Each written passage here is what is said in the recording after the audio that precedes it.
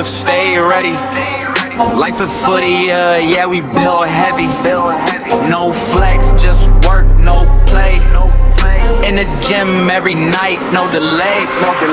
I don't talk, I just live, stay ready. Life of footy, yeah, we build heavy. No flex, just work, no play. In the gym every night, no delay.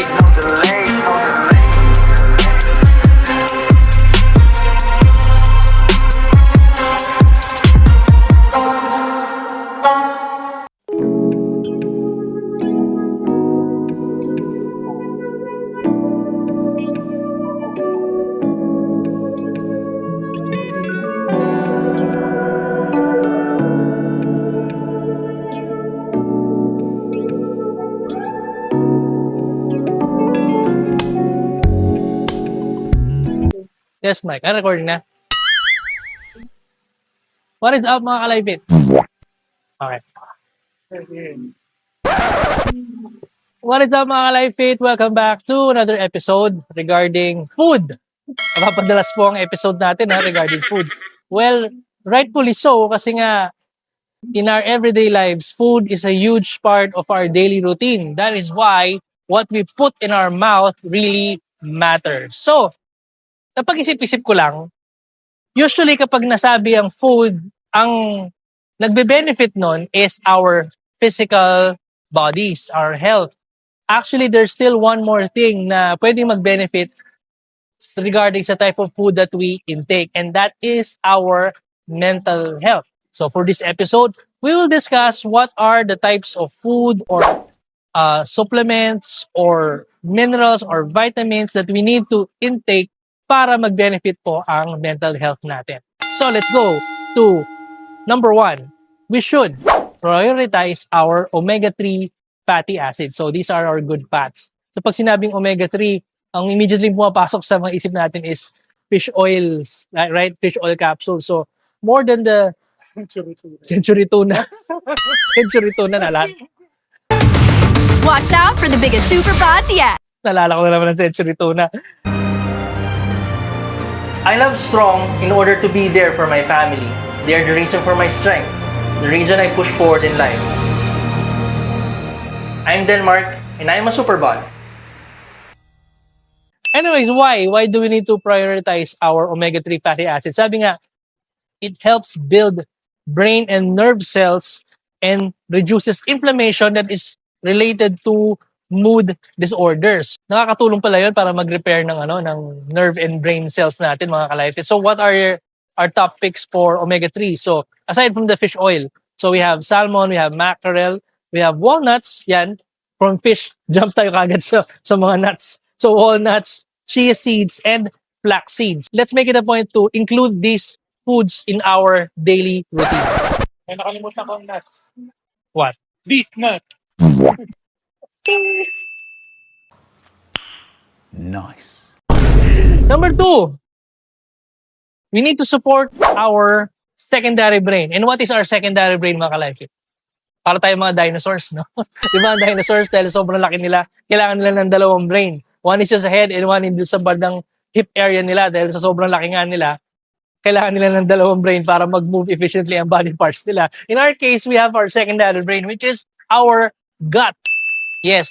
Alam natin yung saying, di ba, na the way to a man's heart is through his stomach, di ba? So, ibig sabihin, kapag happy ang stomach natin, happy ang tummy natin, happy din ang overall mental health natin. So, the benefits of supporting our secondary brain is it supports the gut-brain axis, which means that 95% of your serotonin or our happy chemical or happy hormone is produced in your digestive tract. Majority pala ng good hormone natin is nanggagaling or napuproduce sa digestive tract natin. So we have to take care of our stomach din, mga kalipit. Topics on how to make sure or ensure that our digestive tract is healthy is by eating Greek yogurt, kefir, kimchi, yan, favorite natin yan, mga kalipit, sauerkraut, and kombucha. So ako kefir, we have kefir in our house. It's kind of sour pero super food siya dahil millions and millions of probiotics ang meron yung drink na yun. So I usually take it early in the morning na wala pa laman ng tiyan ko. So it really helps me move better in the restroom, kumbaga. Sana all. Kasi nga, talagang pina-flush out niya ang mga bad things inside our digestive tract. So, make it a point to support our gut, which is our secondary brain. Sauerkraut.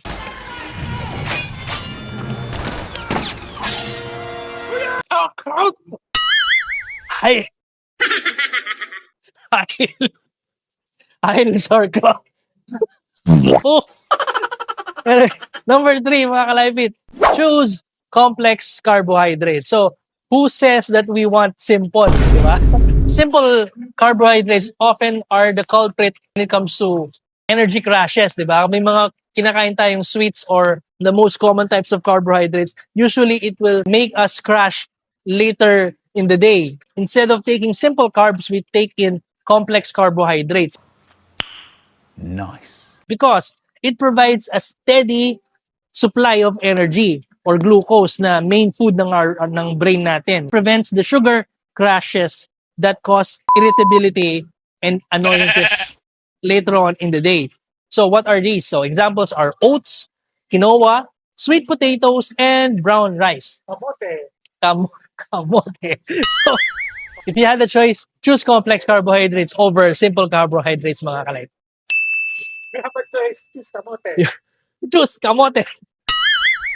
Let's go home and plant kamote. Number 4, mga kalipit. Load up on leafy greens. So, benefit, rich in folate or vitamin B9. This helps prevent fatigue and supports neurotransmitter function. Dark green leafy vegetables, mga kalipit. Examples nun is spinach, kale, broccoli. So, si Papay, di ba, mahilig sa spinach. So, totoo nga yung cartoons na yun na nagpo-provide nga siya ng strength dahil nga Papay eats his spinach. So should we, mga kalipit. So, load up on leafy greens. Pinoy. Kangkong. Talbos ng palaya. Kangkong, mustasa, talbos ng kamote. Talbos ng kamote. Lipi. Leafy. Oh, leafy rin yun. Basta may dahon. Palaya. Hindi ko kaya ang palaya. Kalipit, mahina ako sa bitter food. Anyways, going forward to our number 5 tip. Incorporate magnesium-rich foods. So, Magnito. naalala ko na naman yung joke. This is gonna be the 3rd time. Yung joke about magnesium. Sige, ilalagay na natin for all time's sake. Magnito. You know who I am. Hindi po ito magnet, hindi po ito si Magnito. Do you know who I am? The elevator's that way. You dare insult me! You asked where. Sorry po sa that joke. Magnito. Ang power ni Magnito, magnesium. Anyways, did you know that magnesium is the chill mineral? Wow. Because it is the relaxation mineral. Sana all. So powerful omega mutant. Hiya. Si Magnito yun. Well, dito ba? Anyways, it helps regulate stress and improves sleep quality. So hindi lang pala anong supplement yun for sleep kasi? Ano kasi yung tinitake na yun? Nakalimutan ko tuloy. Tutok. Hindi. Tutok. Mananakaw.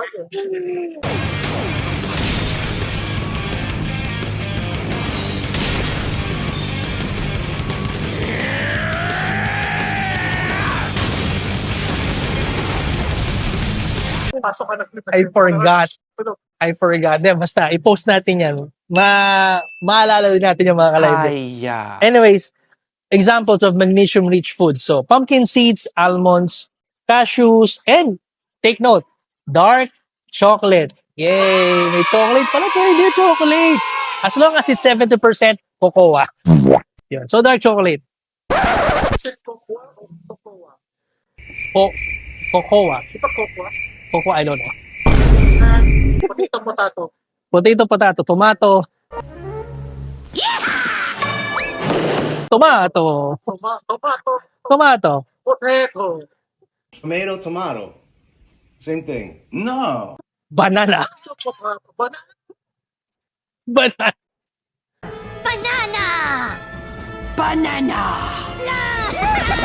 Banana. Okay, number 6. So, power up with lean protein. Okay, yan.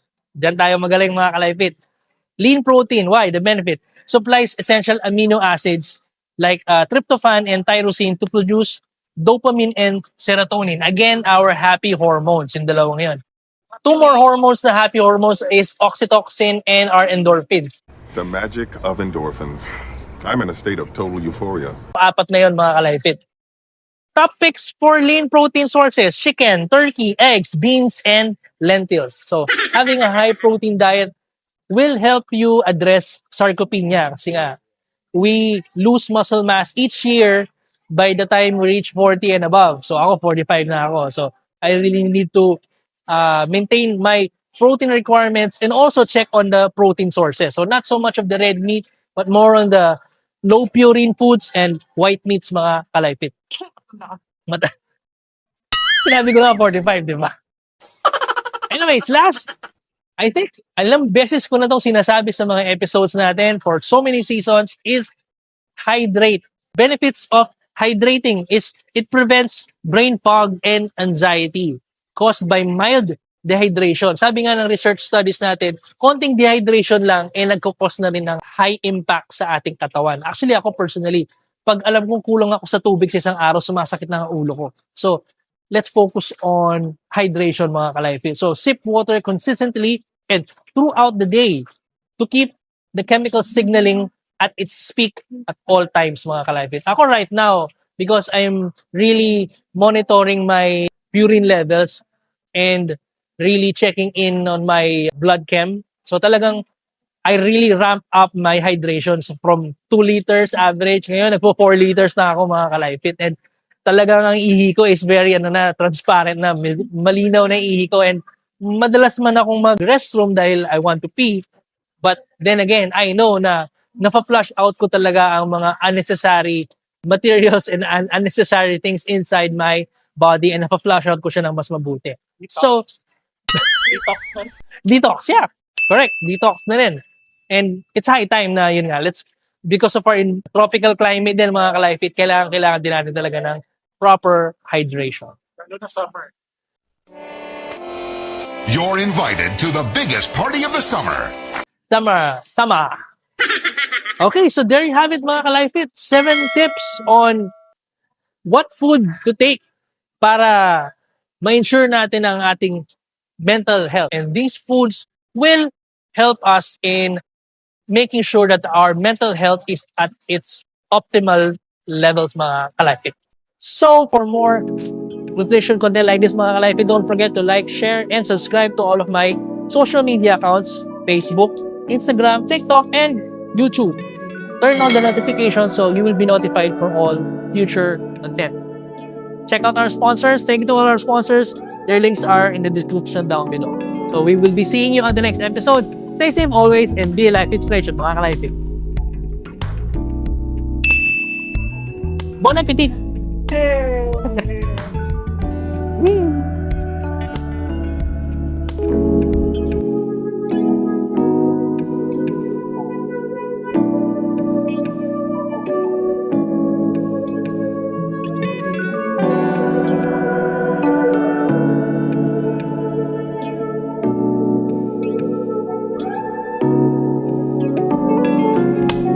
Please like and subscribe to Live Film 40.